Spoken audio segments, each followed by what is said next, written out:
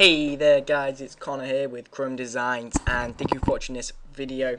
Now today I'm going to be teaching you some color correction that I've been using in Sony Vegas. I used to use in a few of my edits.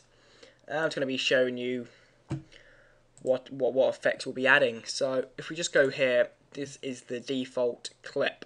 It's kind of like a grey, minimal contrast, and it kind of looks like you're watching through glass, like misty. And then if you go to when it's added color correction, it kind of looks a lot brighter and it's punched out a lot of the brighter colors, and it just looks overall more enjoyable to watch. Because after all, you'd prefer to continue watching something like this as opposed to something like this. So let's crack on. I'm just going to delete these two clips. In fact, no, I'm not. I'm just going to delete that one, which has the effects added. And I'm just going to go to this bog standard clip. Now the first thing I like to do before adding color correction is I like to pick a certain point which I'll be like monitoring while I add the effects. It's always best to pick a still frame. I like to go to right click on the clip and go properties and just disable resampling so it doesn't kind of ghost and fade from different frame to frame. And yeah, like I said, pick a clip point. This is what I've got here. I think that's quite a good stable image, and it's always good to scrub through the rest. So if it's indoors here and it's really good, and then you can go outdoors on a clip and then it'd be really bad. So you want to, this color correction will be it'll be fitting in both of those categories. Just close this in the box here. So the first effect going to be added is going to be adding an unsharp mask. Let's go and find it. It begins with a U. Unsharp mask. Reset to none. Add it on. You want to crank up the amount roughly in between like 2 and 3. I'm going to go for 2.5 and the radius to about 3.35. Maybe if you just punch it out just a little bit more. And you see there that it just kind of gets rid of that greyness and just punches out the colours. And the second thing we're going to do is we're going to add a soft contrast. To go to soft contrast, I believe you do need Sony Vegas 9 for soft moderate contrast, but you can do without it. Just drag that on the default, and you can maybe tone down the contrast just a bit, because we'll be kind of adding contrast on several different effects later. Now that is looking pretty good. That is looking much better than before. But if you have a look here, there's some detail in this white which kind of blurred and it kind of fades in. So I'm just going to add a sharpen just to make that stand out, as well as other things in the video. I just need to find sharpen, there we go. And I'm just going to add a light. I'm just going to crank it up just a little bit. And it does, it just kind of punches out the detail there.